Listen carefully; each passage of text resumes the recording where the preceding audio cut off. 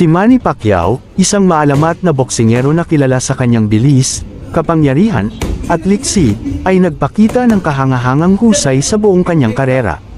Gayunpaman, ang pagtatasa ng kanyang kapangyarihan sa edad na 45 ay depende sa iba't ibang mga kadahilanan kabilang ang kanyang regimen sa pagsasanay, kondisyon ng kalusugan, at kamakailang mga pagtatanghal.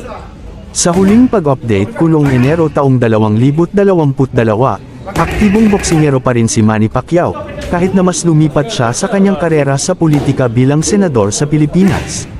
Kung nagpatuloy siya sa boxing sa edad na 45, posibleng napanatili niya ang karamihan sa kanyang kakayahan at kapangyarihan dahil sa kanyang pambihirang dedikasyon sa pagsasanay at conditioning. Gayunpaman, ang edad ay hindi may iwasang makaapekto sa pisikal na kakayahan ng isang atleta, kabilang ang kapangyarihan.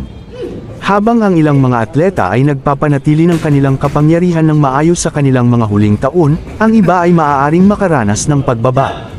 Kung walang tiyak na kamakailang data o mga update sa pagganap at pagsasanay ni Pacquiao, mahirap magbigay ng isang tumpak na pagtatasa ng